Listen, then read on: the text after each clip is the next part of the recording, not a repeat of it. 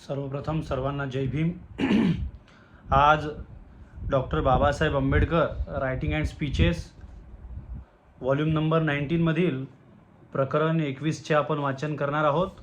मित्र हो, या प्रकरण 21चे जे हेडिंग आहे ते हेडिंग आहे राष्ट्रीय दृष्ट्या देशाचा कारभार एका जातीच्या हाती जाणे अनिष्ट। म्हणजे राष्ट्रीय दृष्ट्या देशाचा कारभार हा एका जातीच्या हाती जाणे अनिष्ट, अशा आशयाचं हे हेडिंग आहे। तर या हेडिंगखाली डॉक्टर बाबासाहेब आंबेडकर काय लिहितात ते वाचण्याचा समजण्याचा आपण प्रयत्न करूयात। तर मित्र हो, गेल्या मे महिन्याच्या सुमारास रेव्हेन्यू खात्यात 3 डेप्टी कलेक्टरच्या जागा भरायच्या असून गरजूंनी अर्ज करावेत अशा प्रकारची एक जाहिरात सरकारी गॅझेटात प्रसिद्ध करण्यात आली। वयाच्या व इतर काही अटींशिवाय अर्जदार मुंबई युनिव्हर्सिटीचा BA असला पाहिजे अशी एक लायकीची अट ठेवण्यात आली। या 3 जागा कोणकोणत्या वर्गातील अर्जदारास दिल्या जातील याकडे सर्वांचेच लक्ष लागून राहिले होते। म्हणजे ह्या ज्या 3 जागा आहेत कोणत्या कोणत्या वर्गातील लोकांना दिले जातील याकडे सर्वांचे लक्ष लागून राहिले होते। अशा मोठमोठ्या अधिकाऱ्यांच्या जागांची जेव्हा विल्हेवाट लावण्यात येते तेव्हा या विल्हेवाटीचा प्रश्न अस्पृश्य वर्गाच्या ध्यानीमनी सुद्धा नसतो। म्हणजे अशा जागा जेव्हा निघतात तर या जागेंच्या संदर्भाने अस्पृश्य जे वर्ग आहेत त्या अस्पृश्यांचा कलेक्टरच्या जागा आहेत त्या कलेक्टरच्या जागेमध्ये आपण गेलो पाहिजे हे अस्पृश्यांच्या ध्यानीमनी सुद्धा नसते, असं बाबासाहेब लिहितात। पुढे त्यांच्यात इतक्या अधिकारावर चढण्याचा लायक इसम नसावयाचाच, म्हणजे इतक्या मोठ्या हुद्द्यावर जायची लायकी त्यांच्यामध्ये नाही असं सुद्धा त्यांना वाटते। मग त्यांनी तरी या जागांच्या विल्हेवाटीच्या वास्तपुस्त कशाला करावी? मग जर त्यांच्यामध्ये अशी लायक व्यक्ती जर नसेल तर त्यांनी या जागेच्या संदर्भाने विचार तरी कशाला करावा?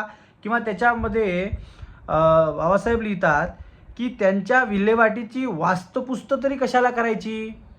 पुढे बाबासाहेब लिहितात, पण या प्रसंगी वस्तुस्थिती थोडीशी निराळी होती आणि अस्पृश्यांना वाटत होते की या 3 जागांपैकी एक जागा आपल्याला वाट्यास येणार हे खास, कारण सदरहू जागेसाठी ज्या उमेदवारांनी अर्ज केले त्यापैकी MK जाधव हे एक होते, म्हणजे मिस्टर MK जाधव हे सुद्धा एक होते। जाधव हे अस्पृश्य वर्गापैकी एक तरुण गृहस्थ असून त्यांनी मुंबई युनिव्हर्सिटीची BAची परीक्षा ऑनर्स कोर्स घेऊन प्रसार केली होती। वयाच्या व इतर अटीच्या दृष्टीने त्यांच्यात कोणतेच न्यून नव्हते, म्हणजे ते वयाच्या आणि अटीच्या ज्या काही अटी होत्या त्या अटीत बसणारे कॅन्डिडेट होते। पुढे वयाच्या व इतर अटीच्या दृष्टीने ते त्यांच्यात कोणतेच न्यून नव्हते, तेव्हा त्यांना एक जागा मिळेल अशी आशा त्यांना वाटत होती आणि ती आशा काही वावगी नव्हती। परंतु सर्व अर्जांचा निकाल होऊन शेवटी या 3 जागांपैकी 2 जागा मराठा जातीच्या उमेदवारास व 1 जागा मुसलमान जातीच्या उमेदवारास देण्यात आल्या असे आता सरकारी गॅझेटात जाहीर करण्यात आले आहे। म्हणजे ज्या 3 जागा होत्या त्यापैकी 2 मराठा आणि 1 मुसलमान अशा 3 जागा देण्यात आल्या असे सरकारी गॅझेटात जाहीर करण्यात आले। ही निराशाजनक वार्ता वाचून कोण्याही अस्पृश्यास खेद वाटल्या वाचून राहिले नसेल। खालच्या प्रतीच्या रेव्हेन्यू व पोलीस अधिकाऱ्यांकडून खेडेपाड्यातील अस्पृश्य वर्गाचा किती छळ होत आहे याची कल्पना वरिष्ठ अधिकाऱ्यांस किंवा वरिष्ठ जातीच्या लोकांस होणे शक्य नाही। परंतु या छळांच्या हकीकत आम्ही वेळोवेळी वरिष्ठ सरकारी अधिकाऱ्यांच्या कानावर घातल्या आहेत व या छळापासून अस्पृश्यांची सुटका होण्यास अधिकारी वर्गात त्यांचा प्रवेश होणे, जर अस्पृश्यांची या छळापासून सुटका करायची असेल तर अस्पृश्यांचे अधिकारी बनले पाहिजेत, हे अत्यंत आवश्यक आहे अशी जाणीवही आम्ही त्यांना करून दिली आहे। सरकारचे अधिकारी हे लायक असलेच पाहिजेत हे आम्ही नाकबूल करीत नाही, पण आमचे म्हणणे असे आहे की ते नुसते लायक असून चालणार नाही, म्हणजे ते लायक असले पाहिजेत याच्याशी आम्हाला काही दुमत नाही। परंतु बाबासाहेब लिहितात की ते नुसतं लायक असून चालणार नाहीत, ते निपक्षपाती सुद्धा असले पाहिजेत। नाहीतर एखादा अधिकारी जितका लायक तितकाच तो पक्षपाती असला तर त्याच्या हातून लोकांचे बरे होण्याऐवजी वाईटच जास्त होईल। जातीभेदामुळे दर एक सरकारी अधिकारी आपापल्या जातीचा पक्षपाती असलेला आणि बरेचसे अधिकारी एकाच जातीचे असले तर ते निर्धास्तपणे दुसऱ्या जातीचे अहित करून स्वजातीचा हितसंचय करतात. असे होणे इतके साहजिक आहे की ते सिद्ध करण्यास पुराव्याची जरुरी लागेल असे आम्हास दिसत नाही. पण सरकारी नोकरी संबंधाने ही महत्त्वाची बाजू काही स्वार्थ साधू लोक विसरतात. परंतु सरकारी नोकरीच्या संबंधाने जे काही स्वार्थ साधू लोक असतात ती ही गोष्ट विसरतात. राष्ट्रीयदृष्ट्या देशाचा कारभार एका जातीच्या हाती जाणे अनिष्ट आहे असे आमचे मत आहे. मग ती जात ब्राह्मण असो, मराठा असो, मुसलमान असो, सरकार निपक्षपाती व्हावे असे जर इष्ट असेल तर त्याला एकच उपाय आहे व तो हा की सरकारी नोकरीत सर्व जातीचे मिश्रण असणे आवश्यक आहे. तसे झाल्याने एकाचा शह दुसऱ्याला बसून कोणीच अधिकारी पक्षपात करण्यास प्रवृत्त होणार नाही. या दृष्टीने पाहता म्हणजे जे जाधव आहेत शेड्यूल कास्टचे, त्याचा प्रवेश सरकारी नोकरीत होणे अत्यंत आवश्यक होते व तो झाला नाही हे सार्वजनिक हिताच्या दृष्टीने वाईट झाले हे कोणीही समंजस माणूस नाकबूल करणार नाही. केवळ अस्पृश्य लोकांच्या दृष्टीने पाहता हा झालेला प्रकार फार अनिष्ट झाला आहे असे म्हणावे लागत आहे. मागासलेल्या लोकांत शिक्षणाचा प्रसार होत नाही अशी रड सरकारकडे कोणी गाईला असता काहीतरी सबब सांगून आपल्या अंगावरील बाब अजिबात उडवून टाकण्यास तत्पर असलेले सरकार नेहमी असा कोरडा उपदेश करते की पांढरपेशे लोक ज्याप्रमाणे उच्च प्रतीचे शिक्षण संपादन करतात त्याप्रमाणे मागासलेले लोकांनीही करावे. म्हणजे आधी काय तर अस्पृश्यांमध्ये शिकलेले जे कॅन्डिडेट असतात ते मिळत नाही अशा संदर्भाची माहिती ते सरकारपर्यंत पोहोचवतात असं बाबासाहेब लिहितात. पुढे पांढरपेशीचे जातीचे लोक आहेत ते ज्याप्रमाणे उच्च शिक्षण घेतात त्याचप्रमाणे मागासलेल्या लोकांनी सुद्धा उच्च शिक्षण घ्यावे अशा संदर्भाचा सुद्धा माहिती किंवा अशा संदर्भाची सुद्धा प्रचार केला जातो असं बाबासाहेब लिहितात. पुढे मागासलेल्या जातीस विशेष सवलती द्या वगैरे वगैरे वाद उत्पन्न झाला म्हणजे सांगण्यात येते की विद्येची द्वारे सगळ्यांनाच खुली आहेत, शिकण्याला कोणाची अळखाटी नाही. इतर शिकतात त्याप्रमाणे अस्पृश्यांनी सुद्धा शिकलं पाहिजे. पण अशा प्रकारे युक्तिवाद करणारे सरकार एक गोष्ट विसरते असे दिसते. जे लोक उच्च प्रतीचे शिक्षण घेतात ते केवळ ज्ञानाची आवड म्हणून घेत नाही.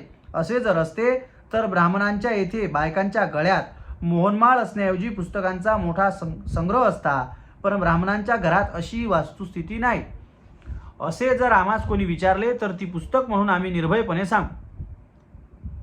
यावरून उघड आहे की जे लोक शिक्षण घेतात ते फक्त शिक्षण म्हणजे एक धंदा म्हणूनच घेत आहेत. शिक्षणाने प्राप्त होणारा धंदा हेच त्यांच्या उच्च शिक्षणाचे मुख्य कारण आहे. शिक्षणाने धंदा प्राप्त झाला नाही तर फारच थोडे लोक उच्च शिक्षणाच्या भानगडीत पडतील यात संशय नाही. अस्पृश्य वर्गात शिक्षणाचा प्रसार करावयाचा असेल तर त्यांच्यातील जे पदवीधर आहेत वरिष्ठ दर्जाच्या नोकऱ्या खुल्या करण्यात आल्या पाहिजे. जर त्या पूर्वीप्रमाणे बंद राहिल्या तर शिकून काही उपयोग होणार नाही असे समजून त्याच्यात कोणी उच्च शिक्षण घेण्यास प्रवृत्त होणार नाही. आज जे काही अस्पृश्य वर्गातील तरुण आपल्या दारुण परिस्थितीचा झगडा करून कॉलेजची पायरी चढले आहेत त्यांना आपणास एक उच्च प्रतीचा धंदा हस्तगत होईल या आशेशिवाय दुसरे उत्तेजक असे काहीच कारण नाही. पुढे बाबासाहेब लिहितात, जाधव यांच्या प्रकरणाचा जो शेवट झाला त्यापासून त्यांचे व्यक्तिशः नुकसान झाले आहेच.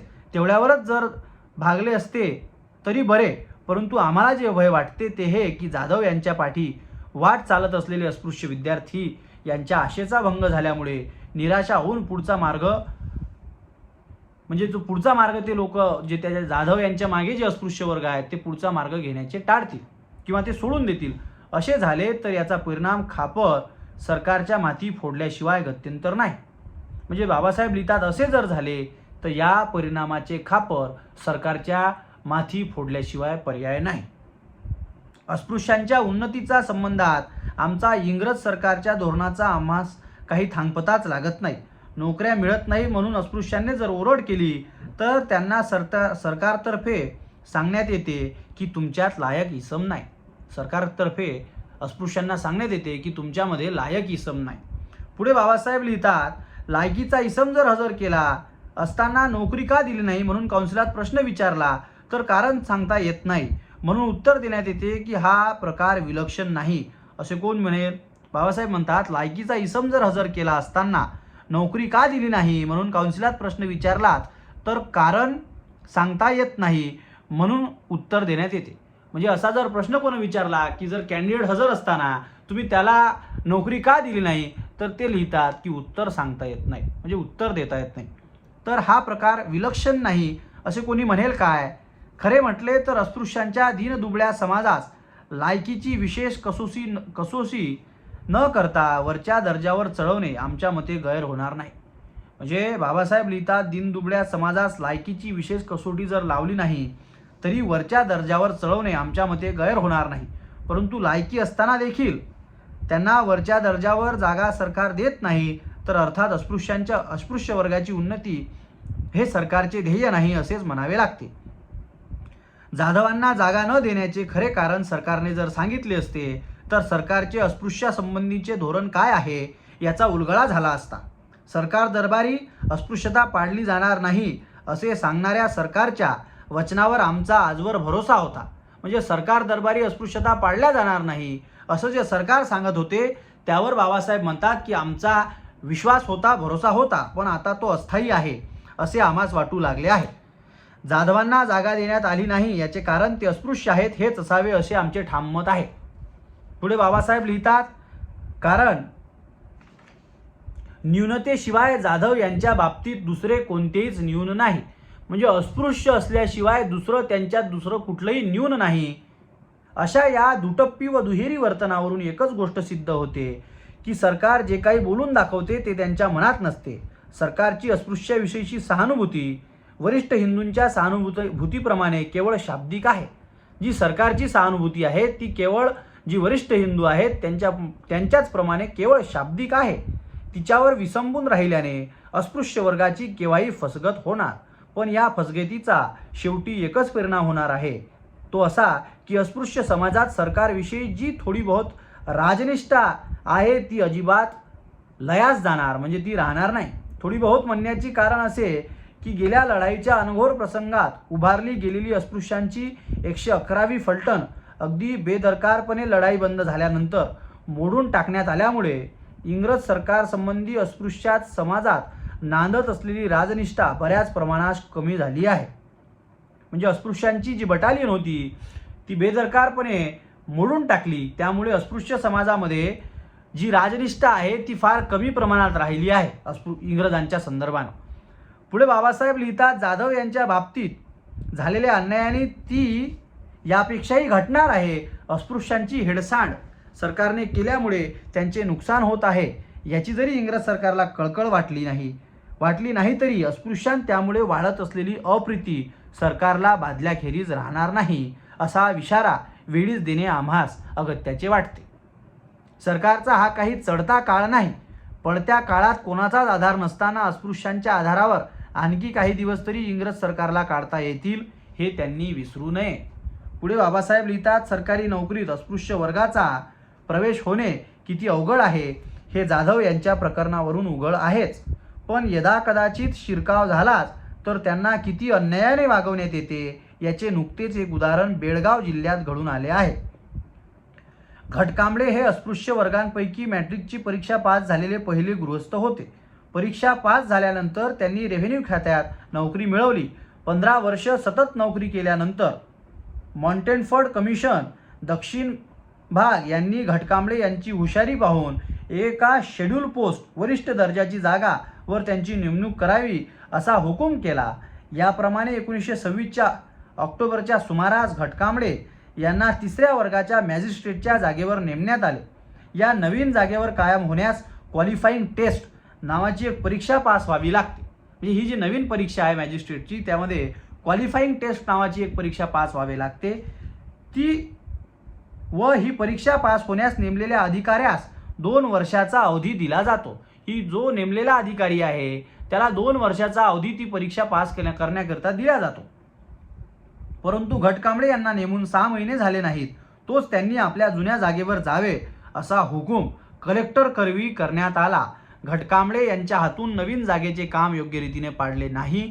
सबब त्यांना या जागेवरून खाली करण्यात येत आले असेही म्हणणे शक्य नाही. मॅजिस्ट्रेट या नात्याने त्यांनी जी कामे केली आहेत ती इतकी वाखाणण्यासारखी होती की आम्ही विचारपूस न करता आमच्याकडे घटकांबळे यांच्या कोर्टात केसेस चालवून अनुभव घेतलेल्या एका LLB झालेल्या उच्च वर्णाच्या वकील गृहस्थाने प्रशंसापर पत्र पाठवले आहे.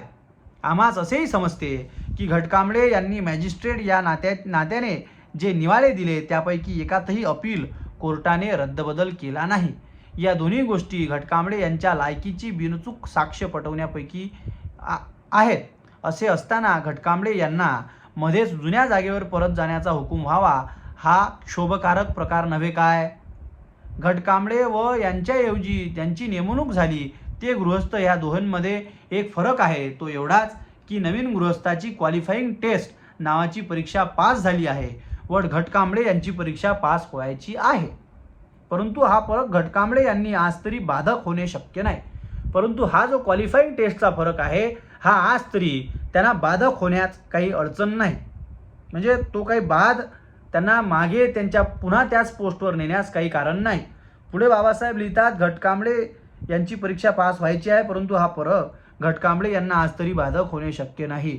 2 वर्षे पुरी होऊन जर घटकांबळे परीक्षा पास झाले नसते तर त्यांना त्या जागेवर ठेवावे की न ठेवावे हा प्रश्न उपस्थित होऊ शकला असता. पण नेमलेल्या तारखेपासून 2 वर्ष पावेतो नुसता परीक्षेच्या सबबीवर कोणासही त्यांना दिलेल्या जागेवरून हलवता येणे अशक्य आहे. कारण नियमाप्रमाणे शेड्यूल पोस्टवर नेमलेल्या नोकरास परीक्षा पास होण्यास 2 वर्षाचा अवसर दिला जातो हे वर सांगितले आहे.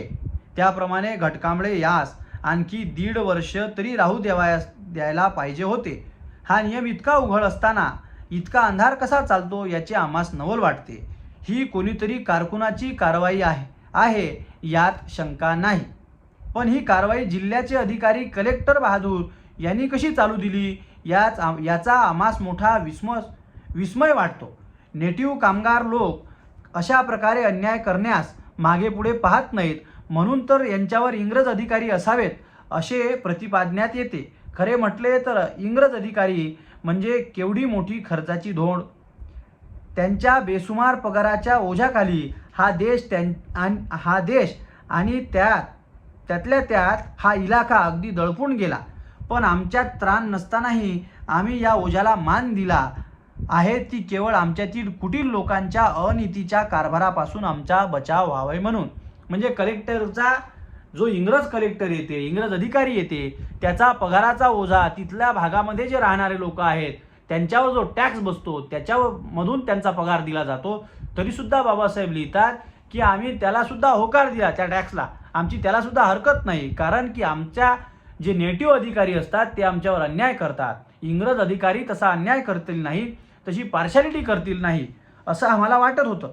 पण जेव्हा इंग्रज अधिकारी डोळे मिटून कारकुनाच्या समजवणीवर अवलंबून वाटेल तशा सह्या करतात तेव्हा या सही बहादराच्या त्यांच्या पगाराच्या मानाने काही उपयोग होतो का नाही याचा आम्हास विचार पडतो. असाच अनुभव जर आम्हाला येऊ लागला तर इंग्रजी अधिकाऱ्याची छाटाछाट करून हिंदीकरणाची मागणी करणाऱ्यातर्फेच आम्हाला मत द्यावे लागेल. त्याने निदान आमचा त्रास वाचला नाही तरी अनाठाई होणारा खर्च तरी वाचेल. म्हणजे त्याने आमचा जर त्रास जरी वाचला नाही पण तो खर्च जो बोजा आमच्यावर पडतो तो बोजा तरी वाचेल. हिंदीकरणाच्या विरुद्ध जरी आम्ही नाही तरी सर्वच युरोपियन अधिकाऱ्यांऐवजी सर्वच हिंदीकारी नेमण्यास अजून बराच काळ लोटला पाहिजे अशी आमची समजूत आहे. पण इंग्रजी अधिकारी डोळेझाक करून हाताखालच्या लोकांकडून होणाऱ्या अन्यायास प्रतिबंध करणार नाहीत तर हा हिंदीकरणाचा काळ लांबणीवर टाकण्यात काय हशील आहे असा प्रश्न साहजिकच उद्भवतो. तो लांबणीवर टाकण्यात यावा असे इंग्रज अधिकाऱ्यांना वाटत असेल तर त्याला एकच उपाय आहे व तो हा की इंग्रज अधिकाऱ्यांनी नुसत्या सह्या करण्याची सवय सोडून देऊन आपल्या कामात दक्षता ठेवावी. म्हणून आम्ही या प्रसंगी बेळगाव जिल्ह्याच्या कलेक्टरच्या वरच्या दर्जाच्या इंग्रज अधिकाऱ्यास असा इशारा देतो की कलेक्टरने जरी डोळे मिटले आहेत तरी आपले डोळे उघडून घटकांबळे यांना न्याय द्यावा. यातच त्यांचे कल्याण आहे. त्यांचे म्हणजे इंग्रज अधिकाऱ्यांचे कल्याण आहे. तर मित्रहो, डॉक्टर बाबासाहेब आंबेडकरांनी राष्ट्रीयदृष्ट्या देशाचा कारभार एका जातीच्या हाती जाणे हा अनिष्ट आहे, हे वाईट आहे अशा संदर्भाचं हे जे हेडिंग लिहिलं आहे त्यामध्ये जी काही माहिती बाबासाहेब आंबेडकरांनी लिहिली, घटकांबळे आणि जाधव हे जे दोन अस्पृश्य वर्गातील जे इंटलेक्च्युअल आणि जे क्वालिफाईंग